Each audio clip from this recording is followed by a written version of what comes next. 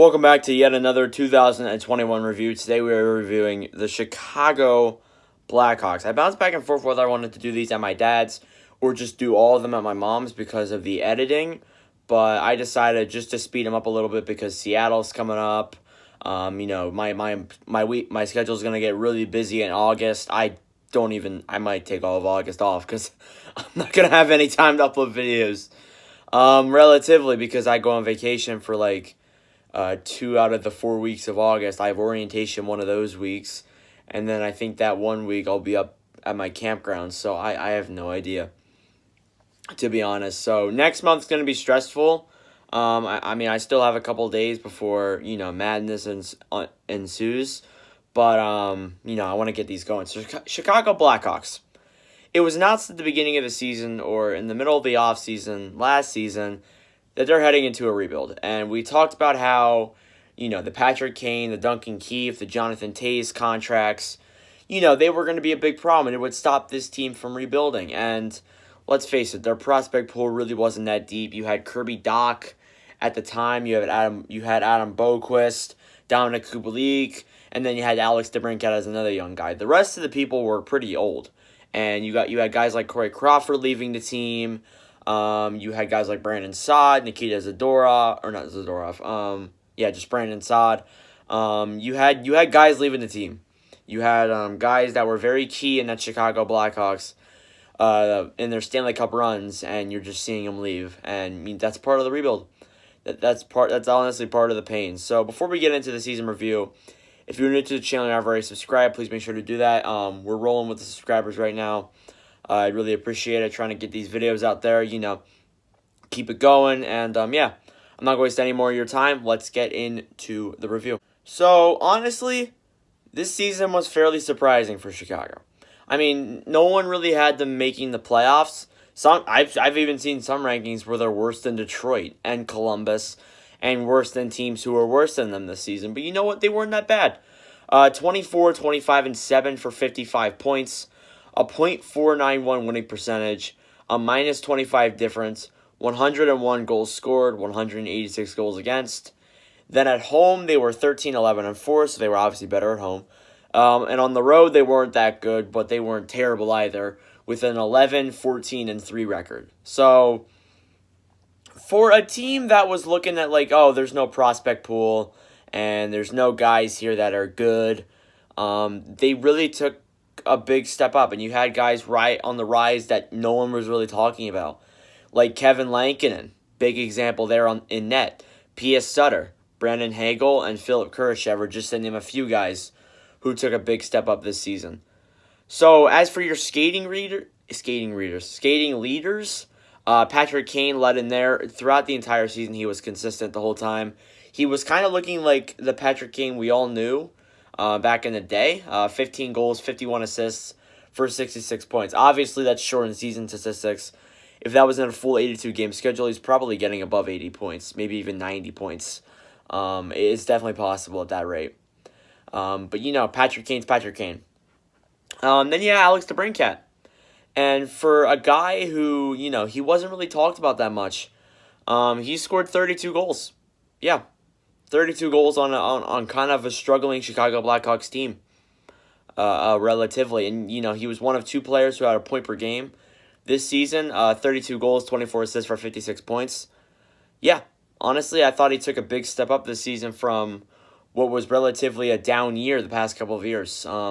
He had that goal-scoring season in 2018-2019, and then he kind of fell off last season, and now he's back to his normal self. So you love to see it. That's good. Dominic Kubalik was third in team scoring with 17 goals, 21 assists for 38 points. Honestly, good statistics. He's another one of those players where, he's pretty young, he's pretty good defensively. He's pretty young, he's pretty good. He's going to be solid on that core, and I think that, when this team's rebuilding in the future, when they're back to normal with another good team, he'll definitely be a part of it. P.S. Sutter, one of those notable rookies who kind of came out of nowhere. I didn't have him in any of my depth charts. If you go look at my Blackhawks preview, he's in none of my depth charts. None of them. I don't even mention the name P.S. Sutter. 14 goals, 13 assists for 27 points. For a rookie in a very competitive NHL, and especially in that division when you have Tampa, you have Carolina, you have Florida, you had some competitive teams in that division, and you're scoring goals, you're scoring points like that, it's pretty dang good. And then at fifth place, finally, Brandon Hagel, who is another one of those guys who came out of nowhere. 9 goals, 15 assists for 24 points. Another one of those notable guys there. I think that, when this rookie pool comes into the next season, when, they're obviously going to have someone at 12th overall, or 11th overall. Yeah, 11th overall. And, you're gonna bring in those guys like Kirby Dach's going to come in. You're going to have Kubalik, Kampf, Boquist. You're going to have guys in here that are really going to upgrade and generally help this team. On the rookie side of things, of course, we already mentioned P.S. Sutter and Brandon Hagel, so I'm not going to go down that road again. Philip Kurashev was notably another interesting player. 8 goals, 8 assists, 16 points. Was another one of those guys who kind of came out of nowhere. I didn't have Kurashev on any of my depth charts.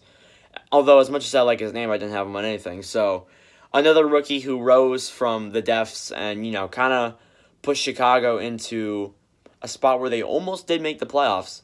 They generally almost did. They were looking like, okay, at probably like the mid-season, they were looking like, yeah, they could take that 4th spot. And then Nashville started rising up, and Chicago started losing games, losing very key games, and eventually they fell to 6th in their division and, obviously missed the playoffs. But here's the biggest thing. Kevin Lankinen, the goaltender, who kind of came out of nowhere. Malcolm Subban and Colin Delia were supposed to be the 2 tandem goalies. That's who I had heading into this season. And Lankinen just came out of nowhere and rised up. So I got to admit, that's hella impressive. 37 games played, 17, 14, and 5, with a 3.01 goals against average, a .900 save percentage, and 2 shutouts. So, he came out of nowhere. He wasn't really one of those players where you looked at him and you were like, yeah, he should make an impact. But, no one really looked at him at that. And I didn't look at him at that. I didn't even see him. I don't think I even had him as the 3rd goalie. I think it was Subban, Delia, and I don't even know. Maybe I didn't even include a 3rd goaltender. I can't even remember back to that time. That was like medieval times. But, yeah. No one had him on his depth chart, and that's pretty impressive. I'm assuming he will start the majority of their games next season. Malcolm Subban was 2nd on their list. I think he's he kind of had a rocky start. 16 games played, 6, 8, and 1, 3.20 goals against average, a .900 save percentage, and 2 shutouts. Just another one of those guys who's like, he's never really been good since Vegas, but I thought that, relatively in the games that he did play fairly well. And as for Colin Delia, the 3rd goaltender, he had a relatively rough year. 6 games played, a 1-3-1 record. You know how there's 6 games played and it only says 4 of them. Yeah, he got pulled. 3.59 goals against average. Somehow a .902 save percentage. I don't know how that makes sense. And no shutouts, so kind of a miserable year for Colin Delia. But all around, look, the record sucks. You didn't make the playoffs. That sucks. But when you look at everything here, besides Subban and Delia, there really isn't anything to be mad about, in all honesty. You're obviously going to be worried about their RFAs and UFAs, and, Duncan Keith's gone on that blue line. You're obviously worried about that. But I'm just hella impressed with how they played with, the expectations they had. No one really had them making the playoffs. And, they didn't, but they came a lot closer than people thought they would. And they came a lot closer than I thought they would, generally. I thought they were really going to suck. I even thought they might have been worse than Detroit. They just weren't looking like a good team. And then P.S. Sutter came up, Brandon Hagel came up, Kurashev, Lankinen rose to the plate. I think that if, they don't show that Lankinen's season was a fluke, he could really come in here and make a big impact on this team and maybe solve one of their problems before it was even a problem. Anyways, that's it for the season review. Let's get into the UFAs and RFAs. So your UFAs for the Chicago Blackhawks are Vinny Hinostroza, Zach Smith, Brandon Peary, John Quenneville, and Anton Lindholm. So as for Hinostroza, I don't see him coming back, and I think that he's done in the NHL. He hasn't been really good since Chicago. He wasn't good in Arizona. That little time he spent in Florida wasn't really good. So I just think he's done in the NHL if Chicago doesn't re-sign him. Zach Smith, I would expect them to offer him a contract. Brandon Peary, that wouldn't surprise me either. John Quenville, I don't think so. Anton Lindholm, I think they let walk as well.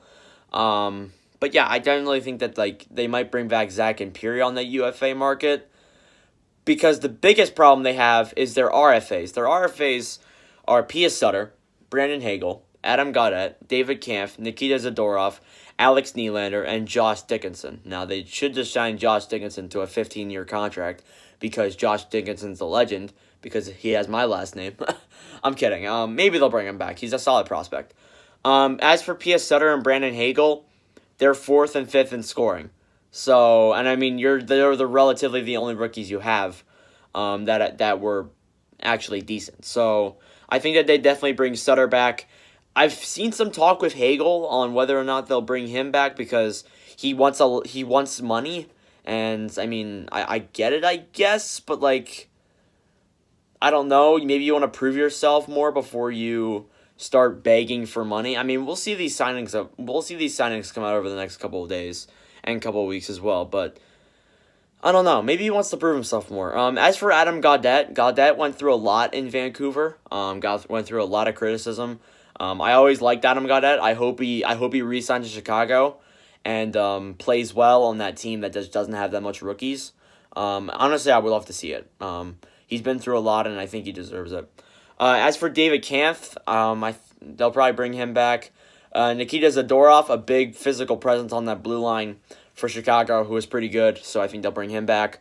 Alex Nylander, I don't know about that. They probably will bring him back, but they may trade his rights away because that's who Alex Nylander is. And Josh Dickinson as well. So maybe he gets re-signed or signed, whatever. And I also want to point this out. I've seen rumors of Chicago trading away Kirby Dach, Boquist, all these things for Seth Jones. It makes sense to trade for Seth Jones. It really does, because you have Duncan Keith out of that blue line now, and you're gonna want another big guy on that blue line, because the biggest guy now is Nikita Zadorov or Boquist. Who's the biggest guy on that blue line now that Duncan Keith's gone? So it's a question we'll be asking ourselves heading into next season. But what doesn't make sense to me is trading away Kirby Dach.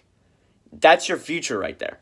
I don't think Chicago. I mean, you're trading someone from a rebuilding team to another rebuilding team. And I mean, granted, off of the Duncan Keith trade, Chicago now has Seth Jones' brother, Caleb Jones. But in all honesty, do you really want to trade that much for a guy like Seth Jones? I don't think so. I don't think he's worth half your future. So maybe they trade the rights to Pia Sutter or Hagel or something, or Kurashev. I don't know what Chicago goes for there, but I just don't think it's smart to go out and, trade that much for Seth Jones. So that's my 2021 review for Chicago Blackhawks. I hope you enjoyed. If you did, please make sure to leave a like and subscribe, and I really appreciate it. Blackhawks fans, let me know what you think of the review. And the next one will be the Columbus Blue Jackets. Not sure when that will be. We'll probably have a news time later today as well. So, yeah. Thank you all for watching, for your support, and I will see you guys in the next video.